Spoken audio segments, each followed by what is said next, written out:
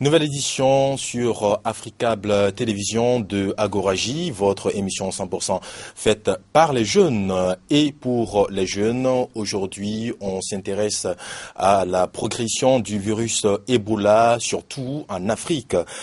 Ici, le rôle de la jeunesse dans la riposte à Ebola, nous allons en parler aujourd'hui. L'Organisation mondiale de la santé a sorti un nouveau bilan récemment en Afrique qui fait état de plus de 5400 morts dans 6 pays d'Afrique, aux États-Unis et en Espagne, sur un nombre total de plus de 15 100 cas. L'épidémie la plus grave depuis l'identification du virus en 1976 est en Guinée, bien sûr, depuis le mois de décembre 2013. L'épidémie est revenue en Guinée. Le 16 novembre dernier, on enregistrait dans ce pays plus de 1100 cas de décès sur 1971 cas. Alors, quelle réponse la jeunesse peut-elle apporter aujourd'hui face à l'avancée fulgurante de cette maladie? C'est ce que nous allons en parler aujourd'hui avec nos invités sur ce plateau. Tout d'abord, Aminata Mariko, journaliste ici à Africable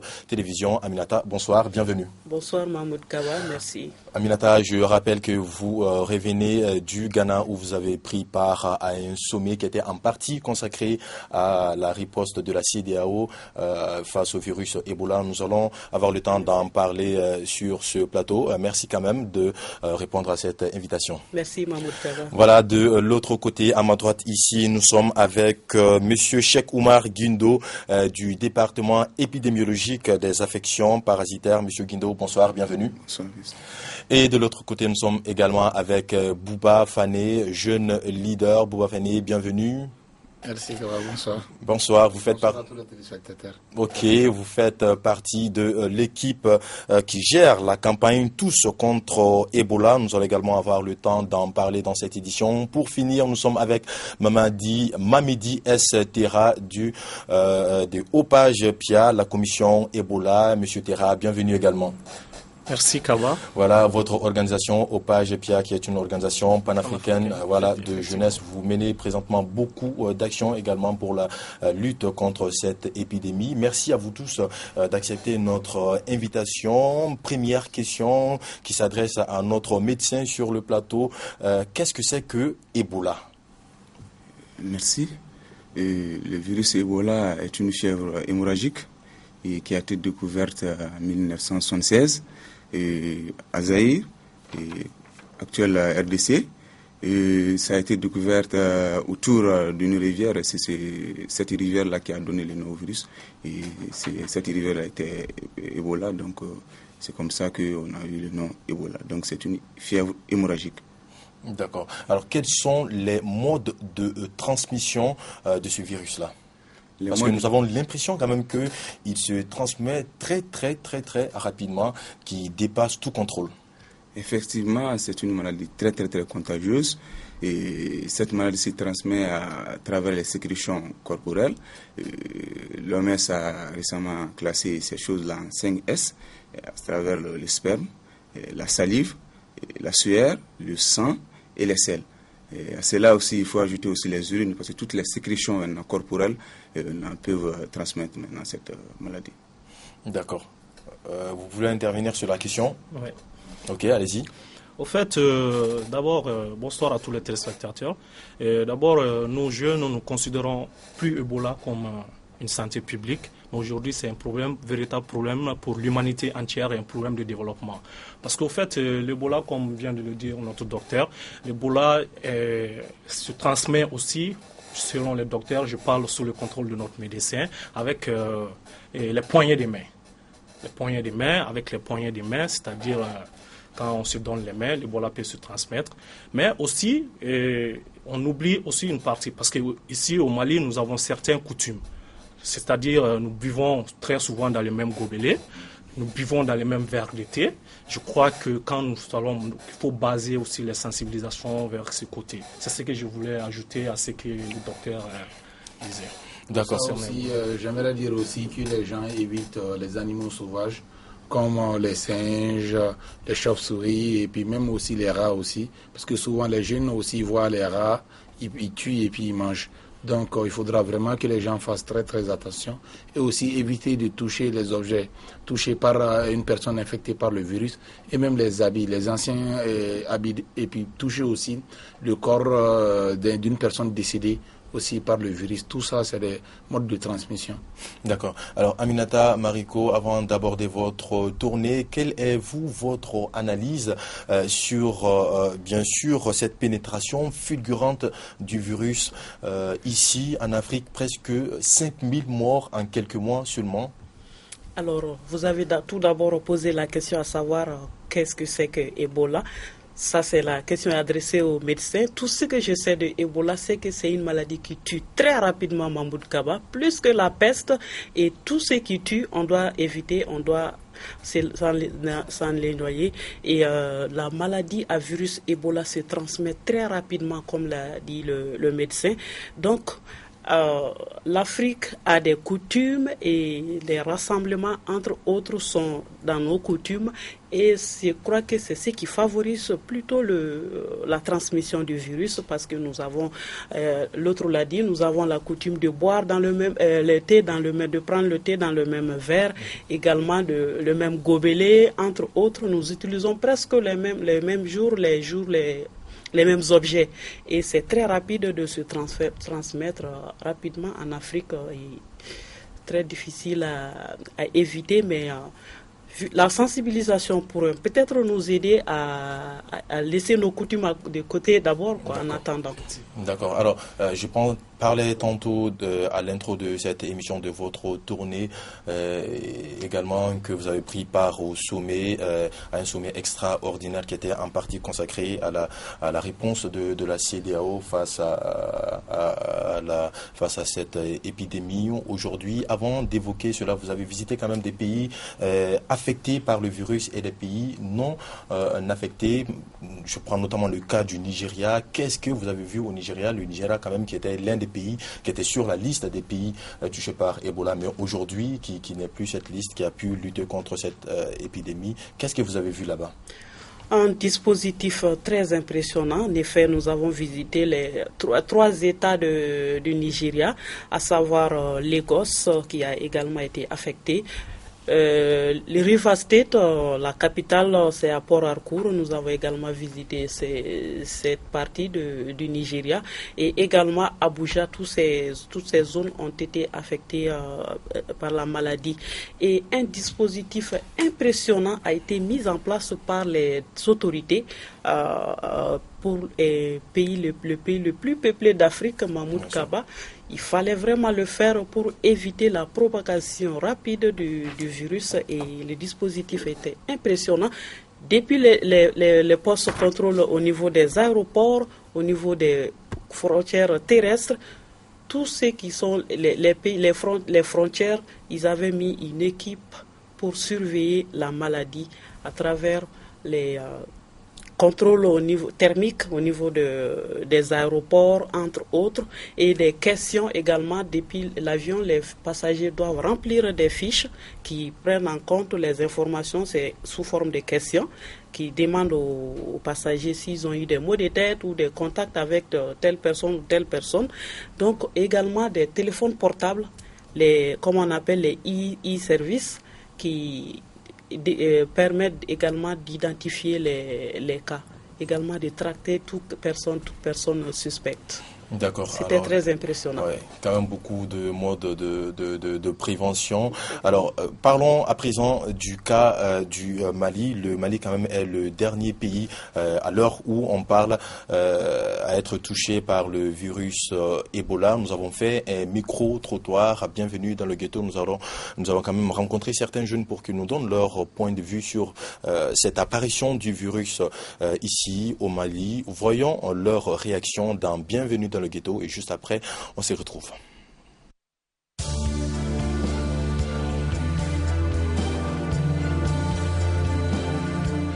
je pense que nous devons nous rassurer. Vu le temps que la maladie a fait, au Mali, si ce n'est que 5 personnes, nous devons nous rassurer et nous avons confiance en nos autorités. Nous avons confiance à des personnes chargées de ces questions-là. Il ne faudrait pas qu'on se dise qu'aujourd'hui on dit tout.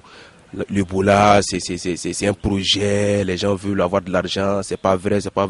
Même si ce n'est pas vrai, s'il y a des mesures qui sont aujourd'hui proposées pour vous poser contre ces malades-là, je pense que le lieu est de respecter d'abord ces consignes, quelle qu'en soit la véracité de cette maladie. Bien sûr que j'ai peur, puisque c'est déjà ce qui veut dire que s'il y a 5 cas d'Ebola au Mali ici, ce qui veut dire que nous sommes tous concernés et c'est déjà grave déjà, puisque ces gens-là ont eu de contact avec d'autres personnes. Eux, c'est une maladie qui se propage, le fait d'être en contact avec quelqu'un, etc. Donc, ça fait vraiment peur. Bon, comme tout jeune qui a peur pour son pays, pour sa nation, nous avons peur d'Ebola. Et à travers cette peur, nous devons tout faire, informer notre entourage pour lutter contre Ebola. Peur, oui, ça fait peur. Surtout s'il n'y a pas de mesures à la taille de la maladie. À analyser comment le virus est entré dans le pays, ça fait peur. On a l'impression qu'on n'est pas suffisamment protégé.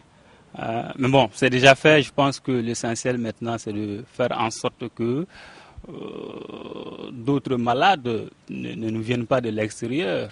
Bon, vraiment, je dirais que moi j'ai des inquiétudes de conscience envers cette maladie parce que c'est une maladie très contagieuse et puis vraiment qui fait beaucoup de décès en Afrique et qui n'a pas de remède pour le moment.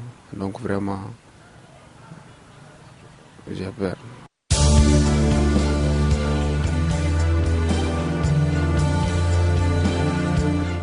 Alors, retour sur ce plateau, Bouba Fane, ça fait vraiment peur.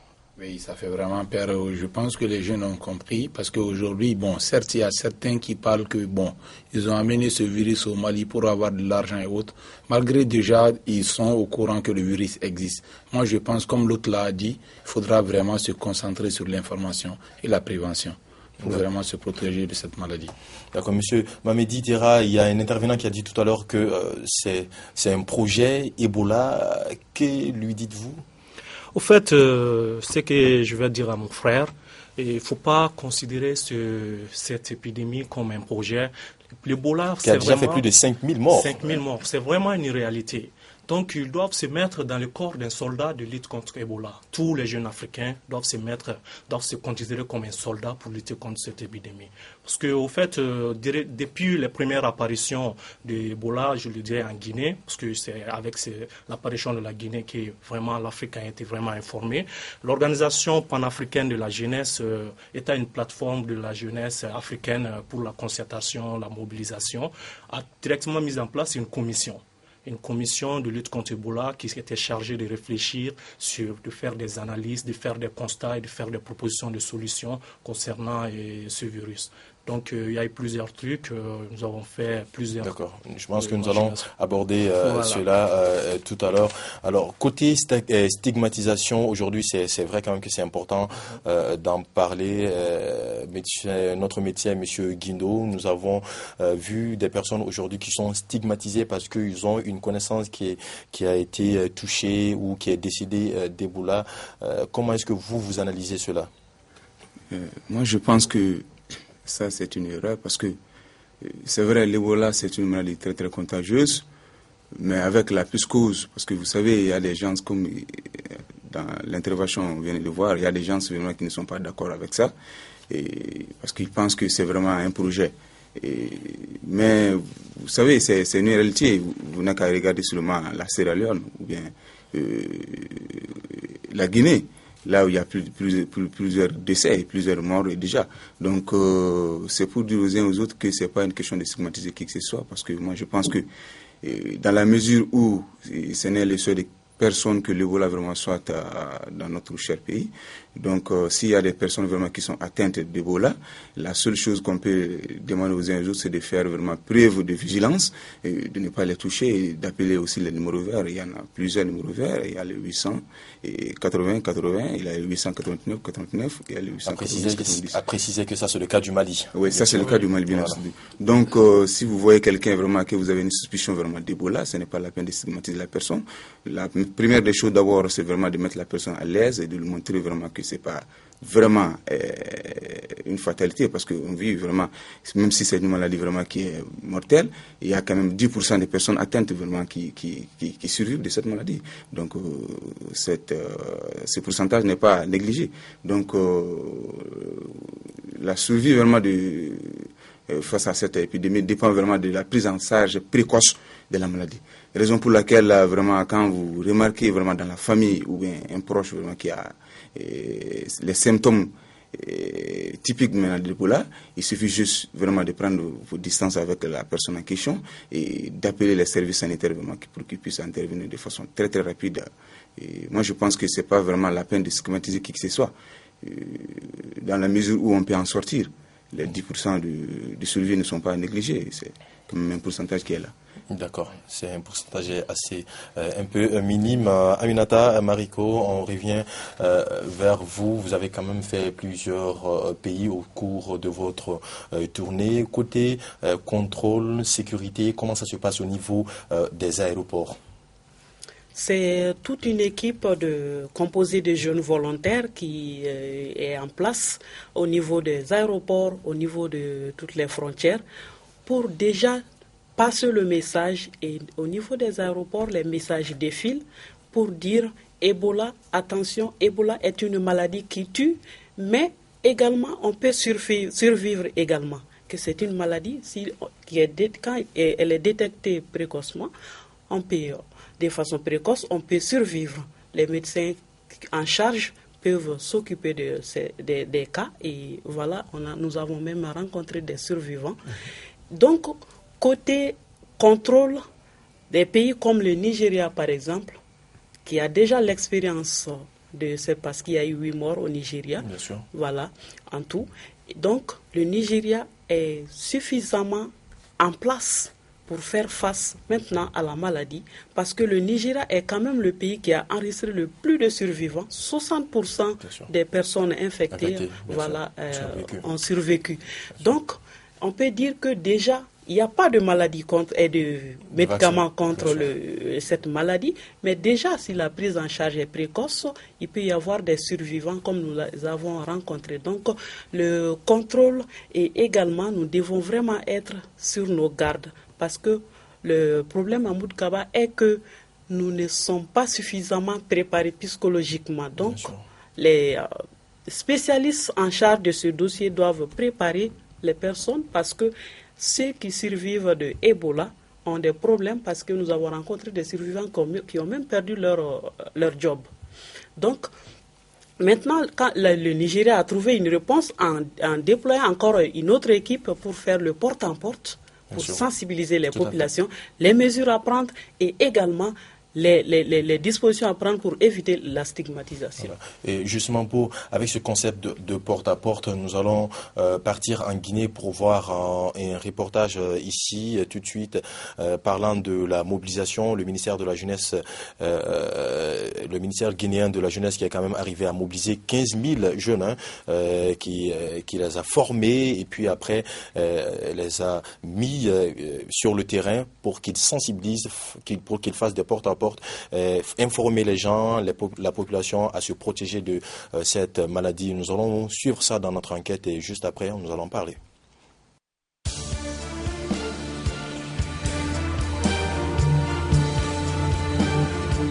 « 15 000 jeunes s'impliquent dans la riposte à Ebola. C'est la deuxième phase du projet initié par le ministère de la Jeunesse qui démarre. Le ministre de la Jeunesse est venu expliquer aux médias la nouvelle stratégie. Le projet bénéficie de l'appui technique et financier de quelques partenaires. Aujourd'hui, la réponse de la jeunesse, c'est les ressources humaines que nous avons, c'est les jeunes que nous avons aujourd'hui un peu partout qui veulent aussi s'impliquer dans cette lutte, mais en sensibilisant leurs parents, en sensibilisant leurs voisins pour leur dire d'adopter les comportements qu'il faut. L'apport de l'UNICEF, il est à la fois technique mais aussi financier. Et nous soutenons, nous faisons les formations. Donc nous avons des collègues qui vont former ces jeunes-là avec bien sûr les collègues du plan international et d'autres. Et ensuite, nous allons contribuer aussi financièrement pour s'assurer que les jeunes vont être déployés sur le terrain, à la fois ici à Conakry mais aussi à l'intérieur du pays. Ces autres kits sanitaires sont offerts par l'Union des jeunes et amis de COSA aux kiosques, mosquées et les services de sécurité de leur localité.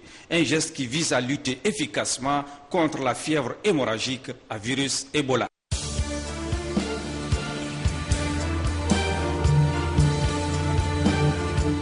Voilà l'exemple de la Guinée, un exemple à suivre quand même. Vous, jeunes leaders, à votre niveau ici, vous êtes en train de mener un certain nombre d'activités. Bouafane, vous pouvez nous en parler un peu au Mali?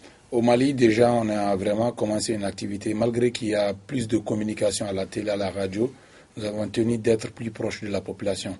C'est pour cela que nous avons lancé la caravane Tous contre Ebola, donc qui va simuler l'ensemble du territoire malien. Déjà, on a fait la commune 4 et aujourd'hui, on a clôturé avec la commune 5. Et lors de cette caravane, nous avons vraiment su que vraiment nos enfants, nos petits frères maîtrisent bien la maladie Ebola. Parce qu'à chaque étape, si on vient, donc des gens sont là, ils répondent, les jeunes sont là, ils répondent vraiment brièvement à la question. Donc je pense qu'aujourd'hui, le Mali peut dire alhamdoulilah, parce que ces jeunes peuvent être vraiment des ambassadeurs de lutte contre Ebola dans chaque famille de Bamako. D'accord. Ok. Monsieur Terra, vous également, vous êtes en train de mener plusieurs activités. Effectivement. Et au fait, au sein de la commission Ebola au PHPA, nous avons instruit à tout un chacun d'abord d'aller informer sa famille et dans son quartier d'essayer de former, je le dirais, des brigades de jeunes. Je le dirais, ces brigades de jeunes seront aussi formées par les spécialistes qui vont rentrer dans les familles. Parce que qu'est-ce que nous avons vu? La télé, tout le monde ne regarde pas la télé ou bien les informations passent à l'aperçu. Donc si les jeunes du terroir sont sensibilisés, alertés, prévenir, c'est les jeunes du terroir qui font ça aux membres du terroir, à leur famille, à leurs tontons.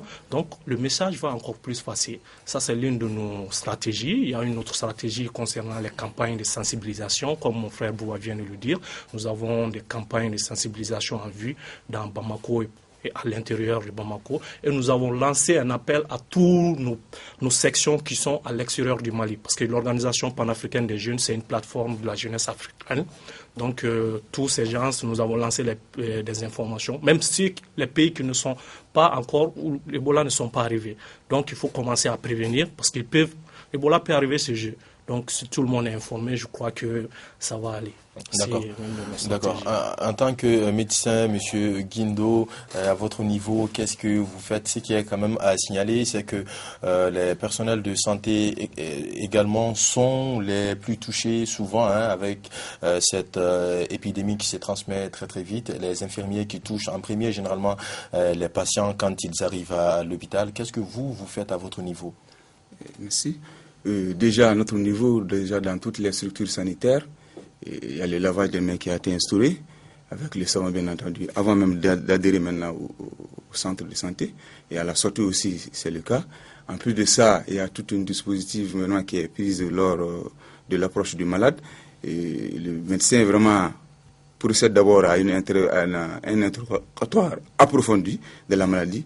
Et vu que les premiers symptômes d'Ebola vraiment sont presque identique aux symptômes du paludisme dans la mesure où on est dans un pays d'animé palus, et c'est quelque chose à ne pas aussi écarter. Donc la première des choses, c'est de faire vraiment un interrogatoire bien approfondi, axé sur les facteurs risques maintenant d'Ebola, à savoir si la personne a eu un voyage récent maintenant dans une zone endémique touchée vraiment par Ebola, ou bien si la personne a eu à faire vraiment un contact avec un dauphin vraiment qui est mort d'Ebola, ou bien si toutefois la personne a eu à manger vraiment le rat, ou bien a eu à toucher vraiment le corps, la chauve-souris, ou bien les singes. C'est ça qu'on voit vraiment approfondir vraiment. Lors de l'interrogatoire, il faut que l'interrogatoire vraiment soit vraiment approfondi pour que on identifie si c'est un cas suspect ou bien c'est pas un cas suspect. À savoir aussi que toutes les fièvres ne sont pas vraiment Ebola.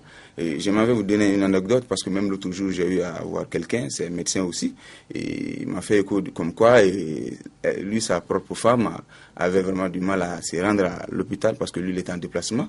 Elle faisait de la fièvre, elle avait peur d'aller à l'hôpital, comme quoi, dès que tu as de la fièvre, seulement on te suspecte comme un cas d'Ebola. Donc, j'aimerais insister sur ce point-là, sensibiliser la population que vraiment tout cas de fièvre n'est pas équivalent à Ebola.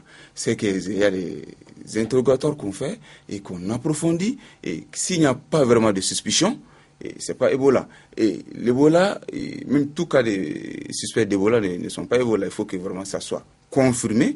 On a un laboratoire au niveau du CEREFO ici qui va vraiment faire le diagnostic préliminaire, et le diagnostic sera confirmé maintenant dans les laboratoires aux États-Unis pour vraiment la confirmation d'Ebola. Donc il faudra il ne faut pas avoir de psychose par rapport à ça, parce qu'on a remarqué que maintenant, depuis l'avènement de cette maladie, on a à peu près 20% des malades qui ne viennent pas à l'hôpital parce qu'ils ont peur de venir. Ils disent que quand ils vont venir, qu'on va dire qu'ils ont Ebola. C'est pour les sensibiliser, vraiment, les dire qu'il ne faut pas qu'il y ait cette peur-là de venir à l'hôpital. Mieux, l'Ebola, mieux on saura vite que la personne a l'Ebola, comme je le disais bien tantôt, mieux son état va s'améliorer parce que la prise en charge précoce, vraiment, pousse au survie maintenant du malade. D'accord. Ami, est-ce que cette psychose-là ne peut pas justement aggraver la situation, dire que 20% des malades ne viennent plus à l'hôpital? On a vu le cas de la Sierra Leone où des malades refusaient d'aller à l'hôpital, ils se cachaient à la maison. Est-ce que ça ne peut pas empirer la situation que nous traversons aujourd'hui? Effectivement, Mahmoud Kaba, c'est le cas parce qu'il faut que le personnel sanitaire également, il faut que les autorités déploient une équipe au-delà du service de surveillance épidémiologique, une équipe spécialiste sanitaire chargée de rassurer la population par rapport à ça, parce qu'il faut également faire la part des choses que les centres qui sont spécialisés au traitement d'Ebola soient également séparés des centres de traitement de maladies générales. Donc, les pays que nous avons visités, les centres de traitement sont très éloignés de la ville. Donc, ce n'est pas les malades ordinaires qui vont se rendre dans ces centres. Bien sûr, tout à fait. Donc, il faut qu'une équipe chargée de la sensibilisation se mette au boulot pour sensibiliser, rassurer la population, pour dire que toute fièvre n'est pas la fièvre hémorragique à virus Ebola. Ça peut rassurer la population, Mahmoud Kaba. D'accord. On arrive presque à la fin de cette émission. Bouba Fane, qu'est-ce que vous attendez aujourd'hui des autorités par rapport aux mesures à prendre aujourd'hui? Donc, ce que j'attends personnellement des autorités du Mali, je pense qu'ils doivent mettre des dispositions nécessaires vraiment pour contrer cette maladie, et aussi accentuer la communication. Parce qu'aujourd'hui, pour vaincre l'Ebola, il faut gagner la bataille de la communication. C'est surtout important. Et dire à l'ensemble de la population malienne que les personnes qui sont soumises à la quarantaine, après la quarantaine seulement, ils ne peuvent plus contaminer. Cela veut dire qu'ils n'ont pas d'Ebola. On peut collaborer avec eux. Donc vraiment, c'est de gagner la bataille de la communication. D'accord. Monsieur Terra? En fait, ce que moi j'ai à dire à nos autorités, c'est comme mon frère Bouba l'a si bien dit, c'est de prendre des dispositifs encore plus efficaces, parce qu'avec les cas qui se sont passés, ce n'est pas le moment de chercher des boucs émissaires, mais il faut encore changer à être plus vigilant, parce que toute négligence ou bien tout truc de la part d'Ebola au Mali, si ça permet de rentrer, est considéré, je le dirais, comme un délit de droit. Parce que nous avons droit à la santé, il ne faut pas qu'on néglige la santé, il ne faut pas qu'on s'amuse avec la santé. Voilà, c'est ce que j'ai à dire à nos autorités. Encore prévenir, je le dirais encore prévenir, ça c'est le rôle de la jeunesse. Je lance un appel à la jeunesse africaine, surtout celle du Mali, de se lancer dans la prévention, d'être volontaire. Parce que Ebola, c'est quelque chose, vraiment, il faut y croire. Protège-toi. Protège ta famille, protège ton pays. C'est ce que je dis. Je crois qu'au-delà également de ces mesures actuelles, même au-delà d'Ebola, la propriété doit être restée de mise. Il faut également, pour bouter toute maladie hors de la communauté, il le faut. Et également, je suis très contente pour cette émission qui joue un rôle très important. Donc, les médias doivent également jouer un rôle, s'impliquer. Comme vous l'avez dit en début de l'émission, devenir des ambassadeurs par rapport à cette maladie qui tue vraiment. Et Ebola n'a vraiment pas de temps et il ne faut pas donner le temps à la maladie.